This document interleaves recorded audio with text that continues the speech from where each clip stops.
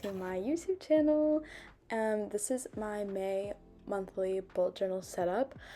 This month, because this setup is relatively simple, I'm gonna try doing more of like a podcast style of a YouTube video, just talking about really random things while just showing you my setup.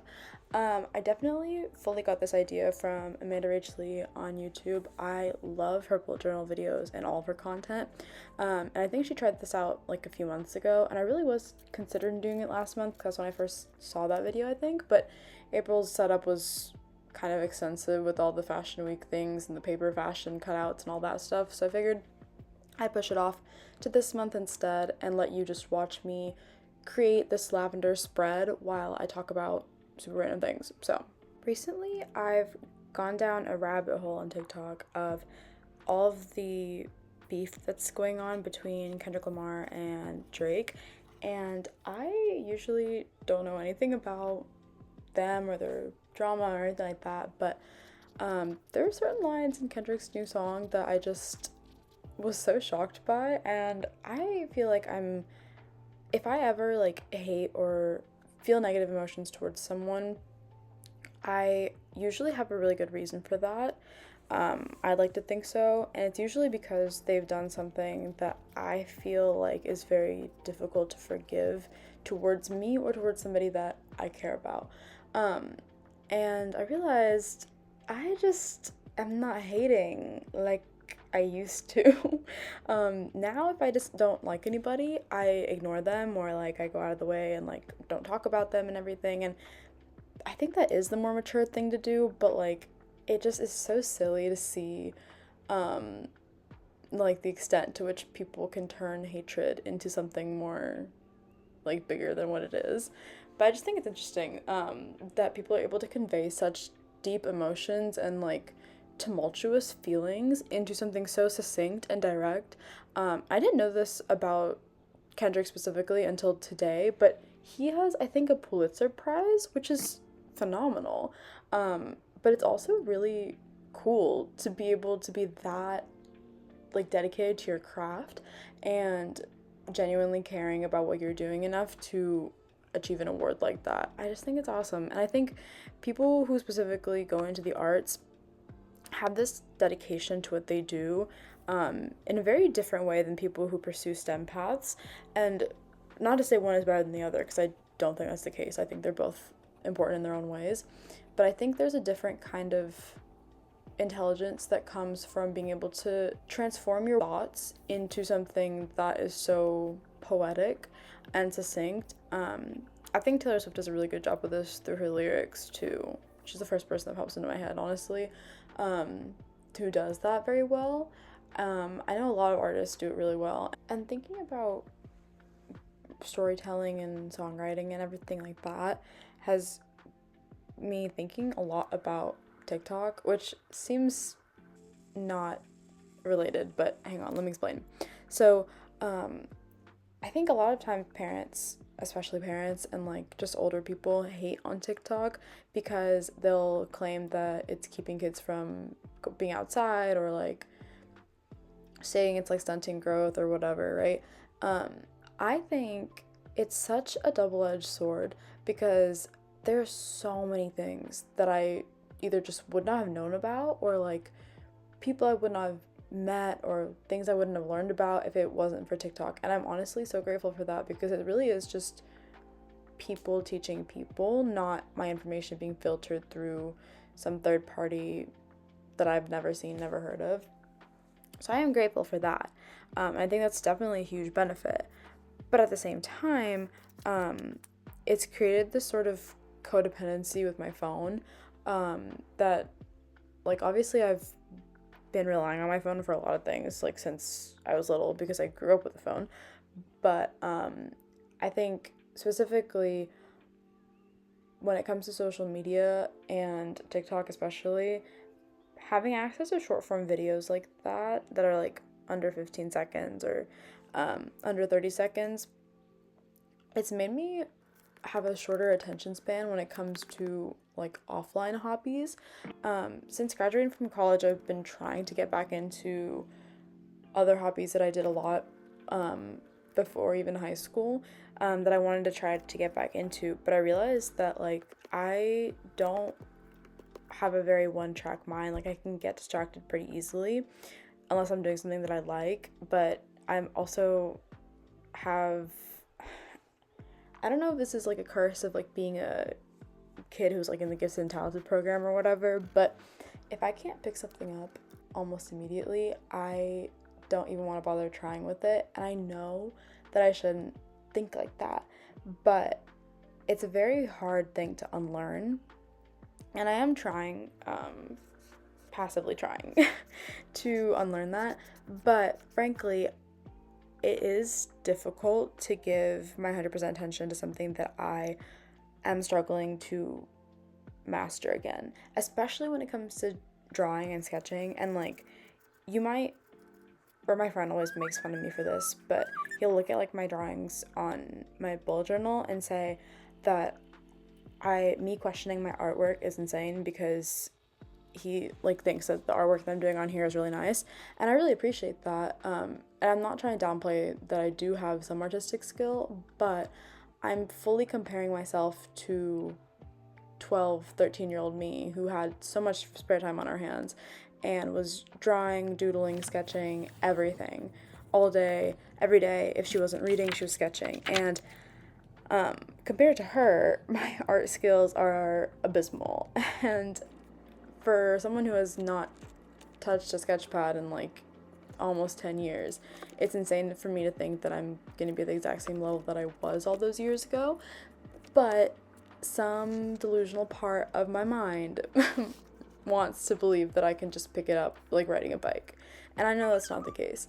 But it is difficult, I think, for a lot of people who were like reading at a college level when they were in 3rd grade or in the gifted and talented program, or just if you were able to pick things up really fast and appreciated for that and applauded for doing that when you were younger, if you can't do it when you're older, it is worse for you. And I used to think that it was just a me thing, that I just was bad at picking things up and I was bad at learning new things, but there's actually a study that someone did at, I think, the University of Ohio, with a bunch of little kids, and they said they basically split them up into 2 groups. For one group, they'd give them like a math problem, and if they picked it up right away, they'd applaud them, and then they'd, give them the same skill level of a math problem again, and they keep doing that. With another group of kids that were struggling with those math problems, they would teach them how to do it, and then they would basically let them understand that the fact that they had failed at something, and then that they were able to grow from it on their own. So then when both groups were given a more difficult math problem later on, the group that got it in the beginning, like right away, were struggling because they couldn't pick it up right away again. And they were throwing temper tantrums. These are like 6-year-old kids. They were throwing like temper tantrums. They were being fussy. Like they were mad at the teacher. It was a whole thing. But the second group that was struggling in the beginning now figured out the proper method to do it. Some of them might have still been struggling, I don't know, but they didn't get upset about it because they knew how to go about solving it now. And they knew that it was a learning curve and everything. So all that to say, I was group A. So I got mad at myself, even in like high school, for not picking up things really fast. And that's why it took me ages to learn how to study, because for the longest time I didn't have to do anything and I would just know stuff. Like I would know the content with doing absolute bare minimum work. And I think that was great for me up until like, I don't know, 10th grade maybe. And then it started going downhill when I wasn't able to pick up difficult calculus topics in like a week. I don't know. All that to say, I think the American education system sucks, and people really should, give a bit more attention to how they teach students, because paying teachers next to nothing, and expecting grades for kids and like mental health for kids to go up is crazy to me. I don't see how you can have both things happen at once. But I digress. I'm not in charge of that stuff. So, I said I wasn't going to talk about bullet journaling, but I've lied before. When I used to watch videos of other YouTubers that were showing like literally this, I would get so stressed out about how they were able to accomplish everything within like 10, 15 minutes, 20 minutes or whatever. And I'd be sitting there at my desk trying to put everything together and make it look cute and like also have fun and make it look just like theirs and everything. And I'd be sitting there for like hours. And I'd be so pissed off because I'd be wondering why it was taking so long. Let me be completely transparent. Everything is at least at 4 times speed, and I'm cutting out at least half of it because it's just me staring at my bullet journal. So if you are doing this for the first time, don't even worry about it. It does take some time, but it's supposed to be more like a relax, do this at your own pace type of deal. This is really just for inspiration. So if you don't know how to draw lavender or you want ideas on how to space things out, this is my video for you. Also, I hope you like it so far, my little scrapbooking style. I don't think I've showed that in the last month's video.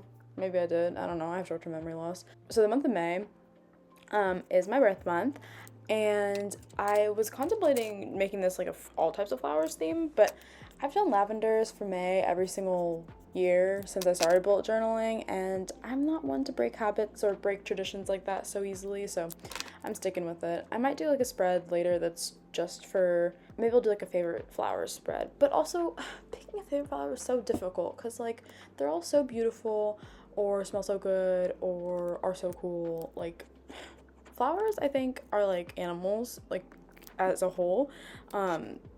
There's just so much diversity in them, and they're all so cool in their own ways, except for killer whales.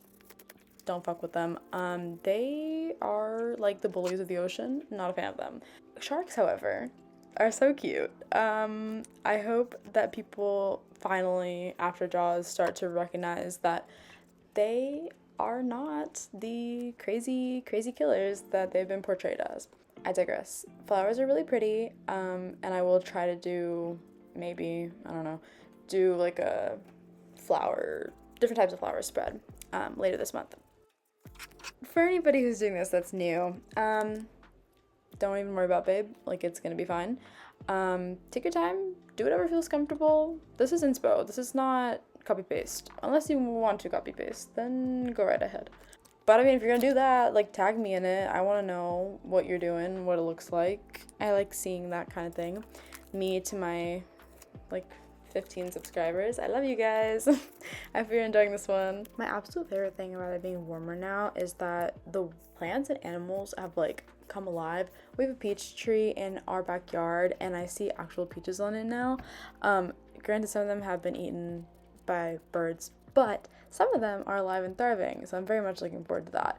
And just enjoying like this good weather before it becomes like 100 degrees every single day for like 24 hours in like July and August. But I think that's why May is honestly one of my favorites, because it's just good weather, good vibes. Like traditionally, like the end of the year means like summer's coming up, and even though I'm not in school anymore, it's still just like a good happy time, maybe because of nostalgia, I don't know, but May's always just been a really good month for me, so I'm really happy about this month, and I hope it's as good as my expectations are gonna be for it. I just love being able to be outside and also have it be weather that's fun to be in, like playing volleyball outside, going on bike rides. I should fill up the air in my bike's tire. It's just a lot of fun. And okay, here is your finals flip through. I hope you enjoyed this one. Kind of all over the place because of the podcast style of things. But I don't know. Let me know if the podcast style of talking was better than just me explaining what I'm doing. Let me know. Hope you liked it. Bye bye.